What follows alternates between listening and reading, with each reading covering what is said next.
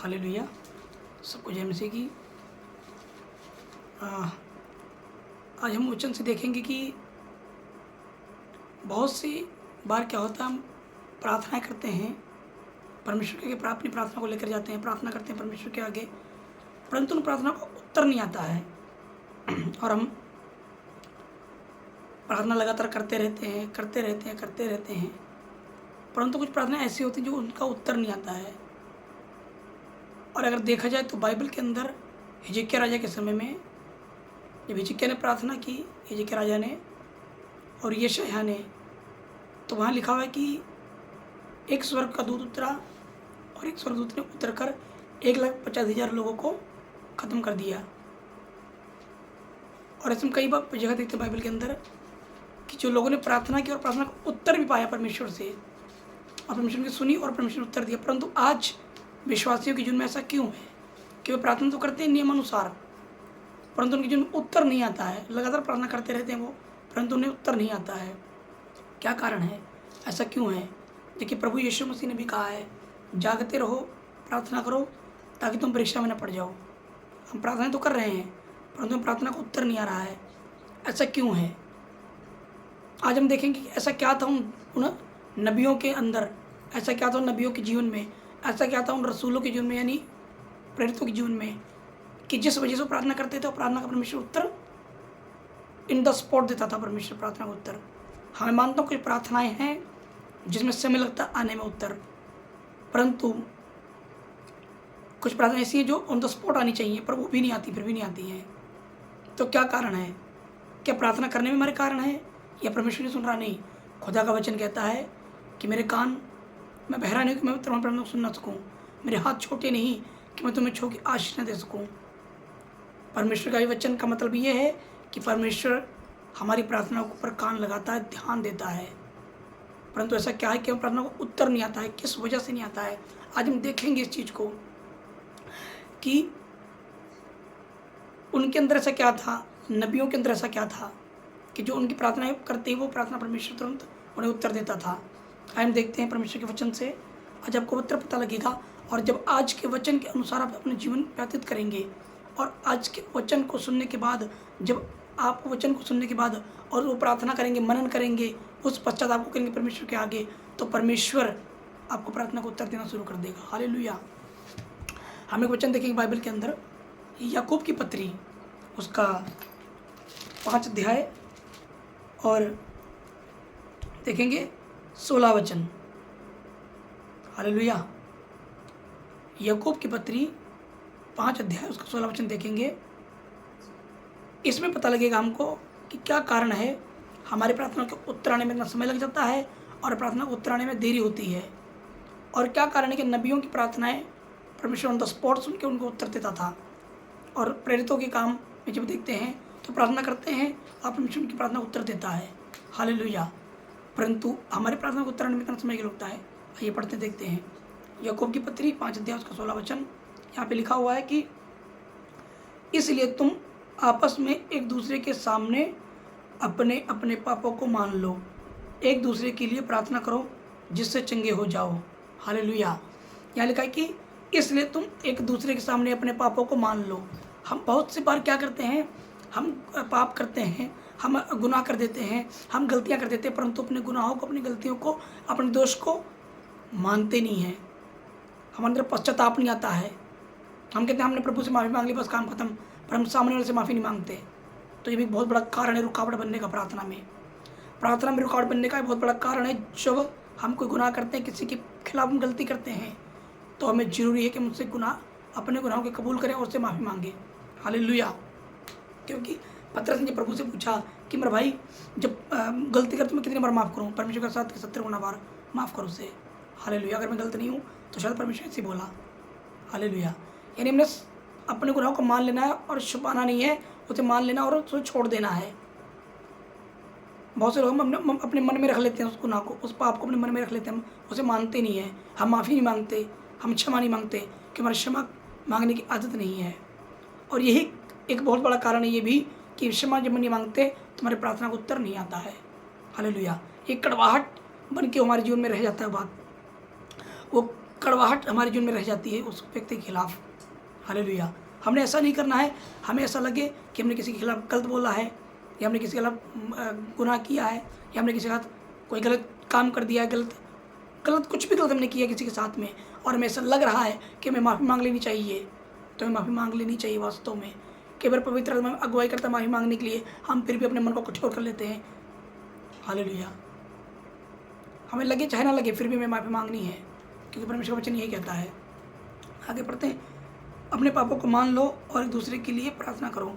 हमने एक दूसरे के लिए प्रार्थना करनी है। हम प्रार्थना करते हैं अपने लिए सिर्फ, प्रभु मुझे ये चाहिए, प्रभु मुझे वो चाहिए, प्रभु मुझे 4 व्हीलर चाहिए, मुझे बंगला चाहिए, मुझे घर चाहिए, मुझे ये चाहिए, परमेश्वर मेरी मैरिज हो जाए, मेरे बच्चे नहीं मेरे बच्चे हो जाएं, है ना, मेरे शरीर में चंगाई आ जाए, मुझे ब्लेसिंग मिल जाए, मुझे आशीष मिल जाए। हम अपनी अपनी अपनी खुद की प्रार्थना करते रहते हैं। परमेश्वर का वचन कहता है एक दूसरे के लिए प्रार्थना करो।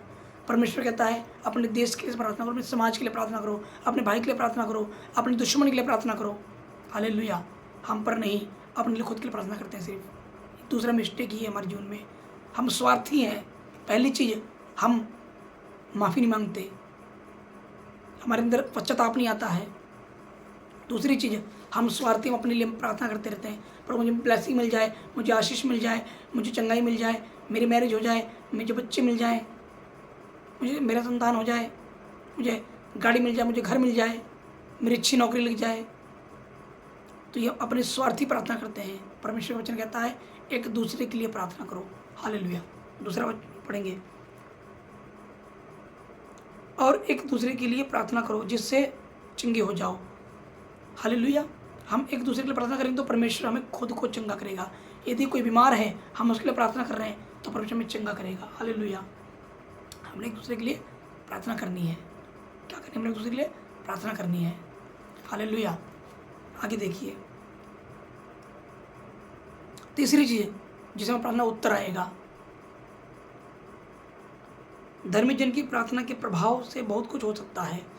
यानी कहा धर्मी जन की प्रार्थना के प्रभाव से बहुत कुछ हो सकता है। लिखा कि धर्मी जन की प्रार्थना के प्रभाव से बहुत कुछ हो सकता है। यानी धर्मी जन की प्रार्थना के प्रभाव से बहुत कुछ हो सकता है। धर्मी जन की प्रार्थना मतलब एक धर्मी व्यक्ति की प्रार्थना के प्रभाव से बहुत कुछ हो सकता है, बहुत कुछ हो सकता है। धर्मी जन का मतलब क्या है? लिखा धर्मी जन का मतलब है ईश्वरीय नियमों का पालन करने वाला। जो ईश्वर ने, जो परमेश्वर ने, यीशु मसीह ने, यहोवा ने जो नियम दिया है, बाइबल दी है, इसमें जो नियम लिखे हैं, जिसमें वचन लिखे हैं, उसके अनुसार हमारा जीवन होना चाहिए।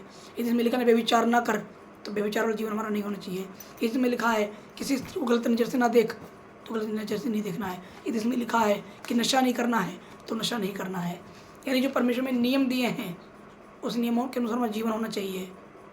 हमें आज्ञाकारिता वाला हमारा जीवन होना चाहिए। यदि हमारा जीवन आज्ञाकारिता वाला होगा और वचन के अनुसार हमारा जीवन जीने का तरीका होगा, तो हम धर्मी जन होंगे। हालेलुया। धर्मी जन का मतलब है कि परमेश्वर के वचनों को मानने वाला, परमेश्वर के वचनों पर चलने वाला। और लिखा धर्मी जन की प्रार्थना के प्रभाव से बहुत बड़ा प्रभाव होता है। धर्मी जन की प्रार्थना से बहुत बड़ा प्रभाव होता है। और एग्जाम्पल भी दिया है कैसा प्रभाव होता है, छोटा मोटा नहीं। यहाँ लिखा है कि धर्मी जन की प्रार्थना के प्रभाव से बहुत कुछ हो सकता है। धर्मी जन की प्रार्थना के प्रभाव से बहुत कुछ हो सकता है, बहुत कुछ हो सकता है धर्मी जन की प्रार्थना के प्रभाव से। पर धर्मी जन कब, कौन धर्मी जन है? जो परमेश्वर के वचन को मानता है, फॉलो करता है, उसके अनुसार जीवन जीता है। हालेलुया। हम देखते हैं एक एग्जाम्पल लिखा हुआ है 17 में, एलिया भी तो हमारे समान दुख सुख भोगी मनुष्य था। एलिया का एग्जाम्पल यहाँ पर, एलिया जो था, एलिया नबी हमारे और आपके समान सुख और दुख और सुख भोगी मनुष्य था। उसके जीवन में दुख थे, उसके जीवन में सुख आते थे, दुख और सुख भोगी मनुष्य था। एलिया भी हमारे और आपके जैसे लिखा है भोगी मनुष्य था। और उसने गिड़गिड़ा कर प्रार्थना की कि मैं ना बरसे, और 3.5 वर्ष भूमि पर मैं नहीं बरसा। फिर उसने प्रार्थना की तो आकाश से वर्षा हुई और भूमि फलवंत हुई। हालेलुया। एलिया नबी के बारे में लिखा है कि जब एलिया ने प्रार्थना की गिड़गिड़ा कर कि बारिश ना हो, तो 3.5 वर्ष तक बारिश नहीं हुई। और जब उसने प्रार्थना की दोबारा, तब प्रार्थना हुई। जब उसने दोबारा प्रार्थना की तो बादल आया और बादल गरजा, बरसात हुई। लिखा है कि वर्षा। फिर उसने प्रार्थना की तो आकाश से वर्षा हुई और भूमि फलवंत हुई। फिर दोबारा से जब प्रार्थना की तब आकाश से बारिश हुई और भूमि फलवंत हो गई। हालेलुया। उसकी गिड़गिड़ा के प्रार्थना उसने की। एलिया भी हमारे और आपके जैसा दुख और सुख भोगी मनुष्य था, परंतु एलिया क्या कहता है? कहता है कि मैं यहोवा के सामने उपस्थित रहता हूँ। कैसे उपस्थित रहता था यहोवा के सामने? वो प्रार्थनाओं के द्वारा उपस्थित रहता था परमेश्वर के सामने, वचनों के मनन करने के द्वारा खुदा के सामने उपस्थित रहता था। परमेश्वर का वचन उसके जीवन में लागू था। हमारे जीवन के जैसा नहीं था उसका जीवन कि हम चर्च तो जा रहे संडे को, परंतु हमारे जीवन कुछ और है। हम चर्च जा रहे हैं, वचन सुन के आ रहे हैं, पर फिर हमारे जीवन व्यभिचार वाला है। हम चर्च जा रहे हैं, वचन सुन के आ रहे हैं, वचन पढ़ भी रहे हैं, फिर भी हमारा जीवन सट्टेबाजों वाला है, नशा करने वाला हमारा जीवन फिर भी है। हम वचन चर्च जा रहे हैं, वचन सुन के आ रहे हैं, वचन पढ़ भी रहे हैं, प्रार्थना भी कर रहे हैं, फिर भी हमारा जीवन निंदा चुगली बैर विरोध वाला है। नहीं, अगर ऐसा रहेगा तो हमारी प्रार्थना का प्रभाव नहीं होगा और हमारी प्रार्थना का उत्तर आने में देर लगेगा। परंतु यदि हम धर्मी जन बनेंगे, परमेश्वर वचन के अनुसार जीवन जिएंगे और परमेश्वर वचन के नियमों के अनुसार चलेंगे, तो एलिया के समान हम भी प्रार्थना करेंगे और प्रार्थना का बड़ा प्रभाव होगा। जितना एलिया ने 3.5 साल तक बारिश को रोक रखा। हालेलुया। और जब मैंने प्रार्थना की तो दोबारा बारिश हुई। इसका मतलब समझ सकते वचन का क्या? इस वचन का मतलब क्या है? कि वचन का मतलब ये था कि एलिया के शब्दों में पावर थी। एलिया जो बोलता था वो होता था। एलिया ने 3.5 वर्ष के लिए बारिश को रोक दिया, आकाश ने बारिश नहीं की। हालेलुया। जब आप धर्मी जन बनेंगे, परमेश्वर वचन के अनुसार जीवन जिएंगे, तब परमेश्वर आपको आपके शब्दों में, आपके जीवन में, आपकी प्रार्थना में सामर्थ्य को भर देगा। हालेलुया। मैं प्रार्थना करता हूँ, अपनी आंखें बंद कीजिए, प्रार्थना करता हूँ। जितने लोग हैं जो परमेश्वर वचन के अनुसार जीवन जीना तो चाहते हैं परंतु जी नहीं पाते हैं, शैतान उन्हें भटकाता है, भ्रमित करता है, मैं प्रार्थना करता हूँ उनके जीवन में इससे तीसरी महाभिषेक के सामर्थ्य उन्हें छुए और हर दुष्ट की शक्ति, अंधकार की ताकत उनके जीवन से जाते रहे यीशु मसीह के नाम से। महाभिषेक के सामर्थ्य जितना उनके जीवन में डिसऑर्डर है प्रार्थना करने के लिए, जो रोकती दुष्ट आत्माएं, जो प्रार्थना करने से रोकती है, जो वचन में जीवन जीने से रोकती हैं, जो आत्मिक जीवन को खराब करती हैं, सारा डिसऑर्डर यीशु मसीह के नाम से out in the name of Jesus Christ.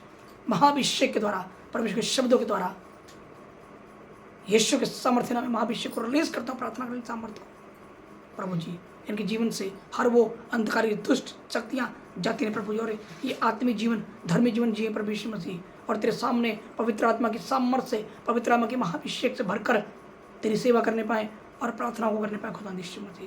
प्रभु ने छुए पिता परमेश्वर, आपका धन्यवाद करते हैं। Touch in the name of Jesus Christ, the mighty name of Jesus Christ. Hallelujah. फर्ज महाभिषेक की सामर्थ्य से।